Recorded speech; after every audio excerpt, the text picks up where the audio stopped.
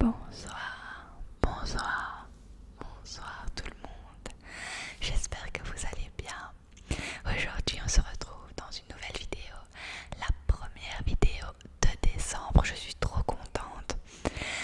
Donc, qui dit décembre dit ASMR masse. Comme l'année dernière, je vais faire une vidéo tous les jours jusque Noël et peut-être la fin d'année, on verra bien. Alors pour l'occasion, j'ai changé de guirlande. J'ai mis une petite guirlande avec des sapins dessus pour Noël. Je ne sais pas si vous voyez la différence à la caméra. J'ai pas l'impression, mais c'est pas grave. Au moins ça change un peu. Alors qui dit décembre dit aussi calendrier de l'Avent. Je suis trop contente. Comme vous avez pu le voir sur Instagram, j'ai acheté un calendrier de l'Avent chez Action avec du maquillage dedans. Et bien tous les jours avant que la vidéo ASMR ne commence, nous allons ouvrir une case de ce calendrier. Donc je vais vous le présenter tout de suite. Le voilà. C'est le calendrier de l'Avent Max & More, donc c'est la marque de chez Action, Advent Beauty Calendar. Et alors il y a du maquillage, donc ça avait l'air pas mal parce qu'il y a de l'highlighter, du rouge à lèvres, du vernis, des crayons, enfin on verra bien. J'ai pas envie de me spoiler, moi j'aime pas les ouvertures des calendriers de l'Avent où on ouvre tout d'un coup. Le but justement c'est d'ouvrir un petit truc par jour. J'aime pas me faire spoiler.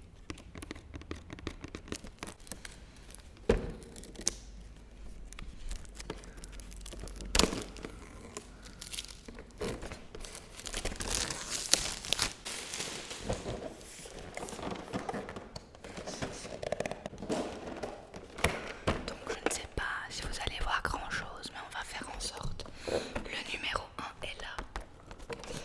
Je vais ouvrir la case.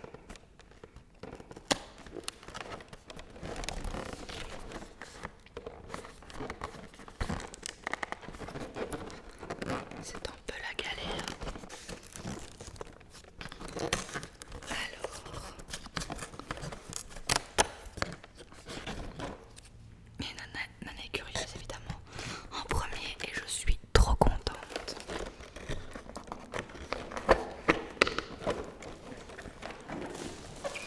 Nous avons un vernis, regarde Nana, on a un vernis. Un vernis, il est rouge, métallique un peu. Et je suis trop contente parce que j'en voulais un justement pour Noël. Je mets très rarement du vernis, mais pour les occasions, pourquoi pas. Je voulais aussi en mettre pour l'anniversaire de Bastien, mais j'en ai jamais trouvé. Donc je suis trop contente.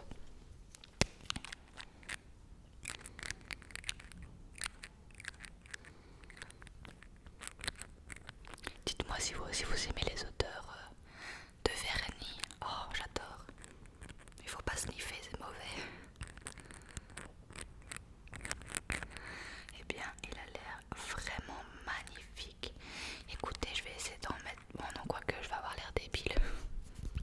Je vais être obligée d'en mettre sur tous les doigts et j'aime pas. Sauf comme je vous le dis pour les grandes occasions. Mais voilà, pour notre première ouverture de calendrier de l'Avent, nous avons un vernis.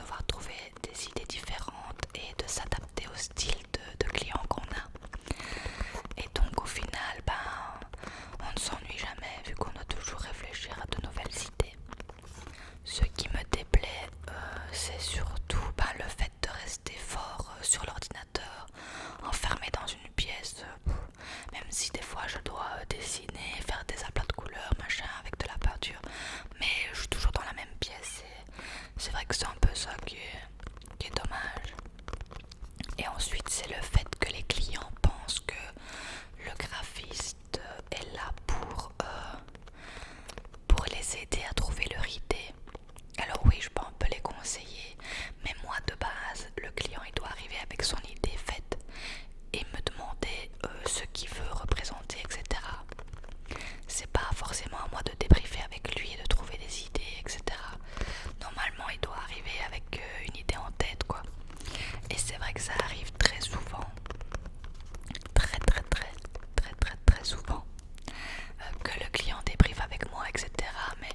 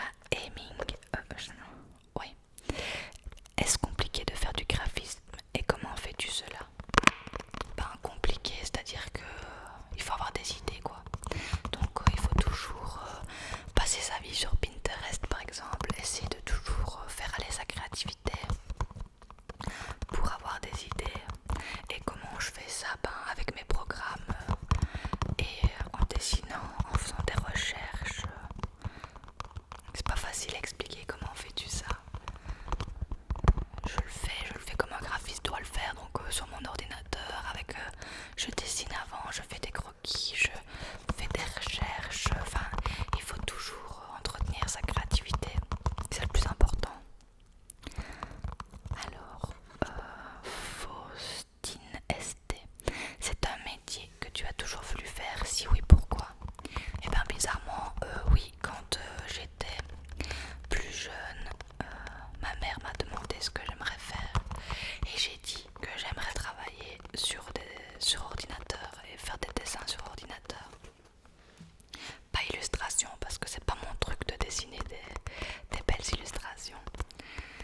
Et j'ai toujours voulu être indépendante aussi parce que le fait d'avoir un patron c'est vraiment pas pour moi. Je supporte pas. J'ai essayé, je supporte pas. Donc ensuite pourquoi est-ce que j'ai toujours voulu faire ça? Parce que j'adore l'art, dessiner, peindre, enfin créer, j'adore. Sur ordinateur j'en sais rien, j'étais fan d'ordinateur, je sais pas pourquoi.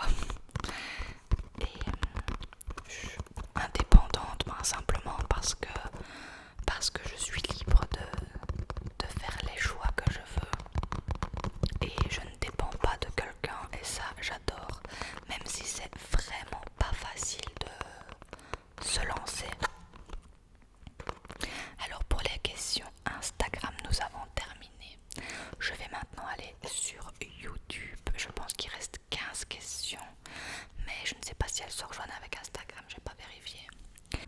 Fruity 0407, ça te rapporte combien d'euros un logo? Alors ça dépend vraiment. Il n'y a pas de prix exactement fixe, en fait ça dépend du travail à fournir, c'est-à-dire que si c'est déjà une petite entreprise qui débute et qui demande un plus petit logo, ben je ferai moins cher. Si c'est une grande entreprise qui fonctionne depuis des années et qui me demande un peu plus de travail, ben je ferai plus cher. Ça dépend vraiment, mais c'est vrai que c'est pas facile de donner un prix fixe comme ça. En plus souvent les logos ça prend des plombes. Moi c'est ce que j'aime le moins faire parce que c'est extrêmement dur de représenter les valeurs et la société en elle-même dans un logo quoi. Et ça prend, souvent ils sont simples mais ça prend énormément de temps. Alors la geekeuse, ça j'ai répondu, c'est bien payé, ben c'est payé comme un métier normal quoi. C'est bien payé, ben déjà étant indépendant ce sera déjà plus dur de s'en sortir au niveau financier, mais bien payé c'est normal quoi. Quel genre de photos fais-tu? Alors je fais pas forcément des photos, je peux retoucher des photos oui, mais souvent c'est des créations que je fais, c'est pas des photos. Des projets en cours, oui j'ai des projets en cours. J'ai le gros projet avec les logos, les déclinaisons, les pictogrammes. J'ai également des projets de bannières. J'ai un autre projet de logo carte de visite, de maintenance de site internet. Et je pense que pour le moment c'est tout. J'ai des trucs qui sont en pause suivant ce dont les clients ont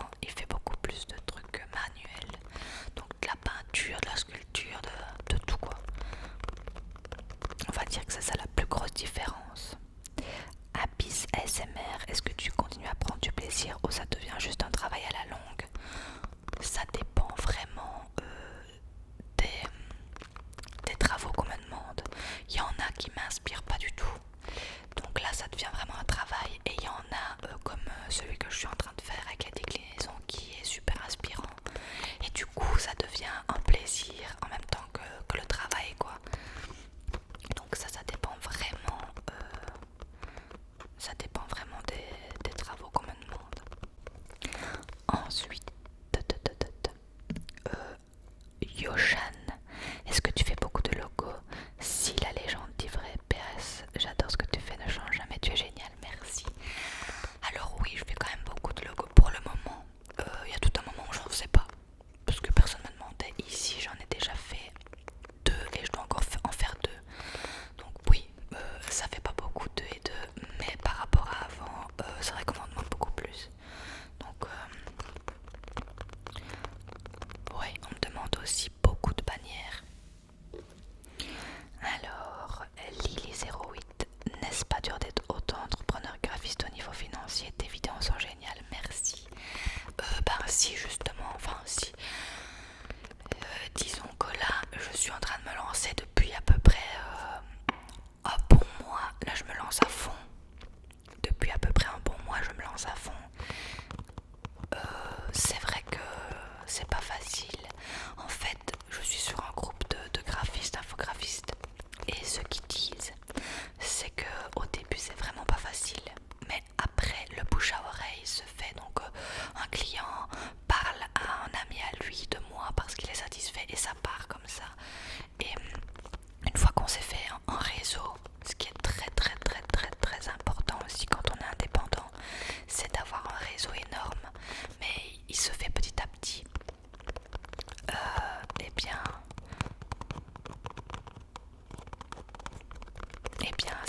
Ça devient plus facile. Mais c'est vrai que vraiment à la base, trouver des clients, etc., c'est pas facile.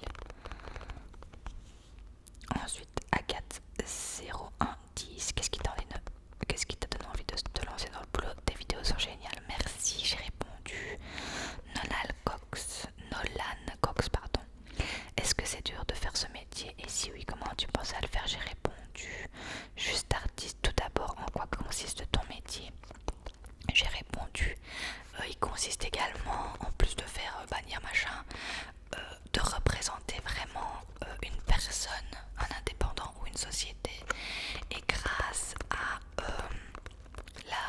le graphisme que je vais mettre en place, la communication de cette société par exemple va être beaucoup plus forte et beaucoup plus impactante. C'est-à-dire que de par le logo, on va pouvoir le reconnaître plus facilement, et de par la déclinaison de tout en fonction du logo, tout sera vraiment comment expliquer, donc de par ce logo et la déclinaison qui va avec, ça fera déjà plus professionnel d'avoir une communication générale.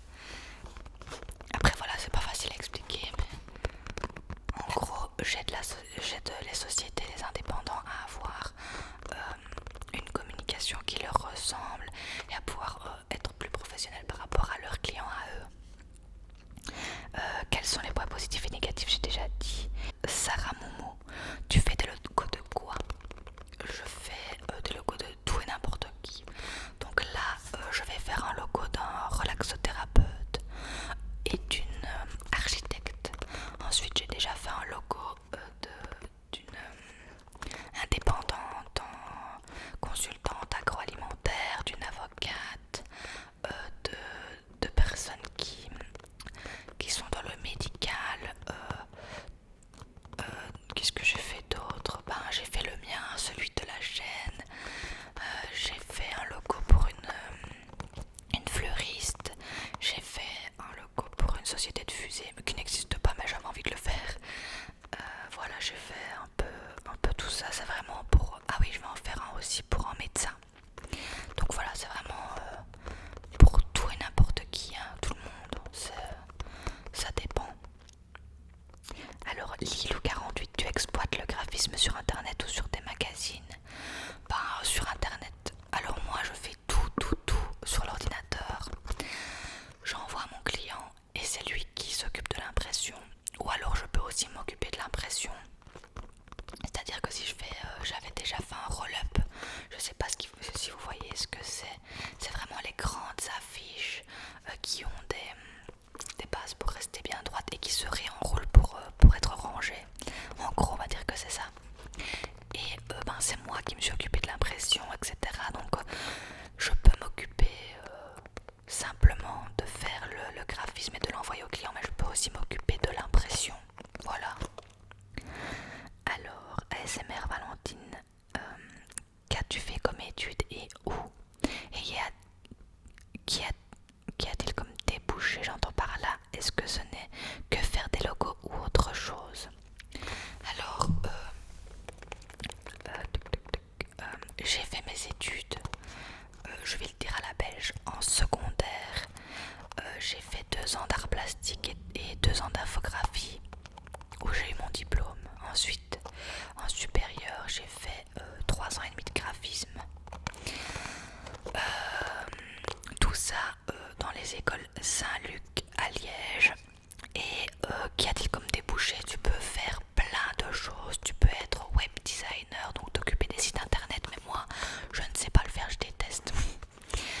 Tu peux être, je sais pas moi, tu peux travailler dans une société, être le graphiste ou t'occuper simplement des mises en page, des magazines, des mises en page des journaux, ou alors être le graphiste attitré d'une société, ou enfin tu peux vraiment faire plein de choses. Alors, LZLG, as-tu beaucoup de clients? J'ai déjà répondu. Sinon, comment fais-tu pour démarcher les clients? Eh bien, c'est une bonne question, c'est ce que j'essaye de trouver. Pour le moment, j'envoie des candidatures spontanées à des entreprises. Je vais aussi beaucoup dans des salons, par exemple le salon du mariage ou le salon de l'habitat, et je vais stand par stand donner ma carte de visite. Ou alors, je réponds à des offres d'emploi en tant que graphiste, en expliquant que moi je suis indépendante, ou alors que je recherche un mi-temps pour avoir un mi-temps indépendante aussi. Et je suis également en train de m'inscrire sur un site que je crois que c'est graphisme.com, je sais plus trop, où il y a des clients qui font des demandes sur ce site. Et alors ils écrivent si c'est pour une longue durée, une courte durée, le prix qu'ils demandent et ce qu'ils veulent, mais il faut payer pour pouvoir répondre. Et donc je suis en train de m'inscrire dessus pour voir s'il n'y aurait pas moyen que je trouve des clients par là. Et sinon, combien de logos arrives-tu à faire en une semaine? C'est impossible à répondre parce qu'il y a des logos que je fais en 1 heure, il y a des logos que je fais en 3 semaines, ça dépend vraiment, c'est impossible à dire. Mathilde me demande comment trouves-tu tes clients? Ben, je viens de le dire. Phoenix me demande depuis quand exerces-tu ce métier? Ben, depuis longtemps quand même. Hein. Je dirais depuis 5 ans, 4 ans, 5 ans. Date Bayo, les qualités pour être un bon graphiste et quelles sont les tâches d'un graphiste, ça j'ai expliqué. Les qualités, je dirais qu'il faut être créatif, il faut savoir se mettre à la place du client pour essayer de comprendre vraiment ce qu'il veut et quel est son univers. Faut pas avoir peur de parler aux gens. Il faut être organisé, il faudrait que je le sois plus d'ailleurs. Et il faut être persévérant, vraiment très persévérant, il faut rien lâcher. Et encore, ah oui, LZLG, sur quel thème aimes-tu le plus travailler? Ça dépend, je saurais pas dire en fait, c'est aussi au feeling avec le client. Quand le client il a un peu la même dynamique que moi, ben ça passe 100 fois mieux. Et je suis beaucoup plus motivée à travailler avec, je sais pas comment expliquer. Après, il n'y a pas vraiment de thème justement, ce que j'aime c'est que ça change tout le temps. Et donc, il y en a qui me motivent pas du tout. Par exemple, le logo pour l'agroalimentaire, my god, j'ai vraiment eu du mal à le faire. Ça m'inspirait pas du tout. Mais ouais, j'aime travailler sur tous les thèmes, sincèrement,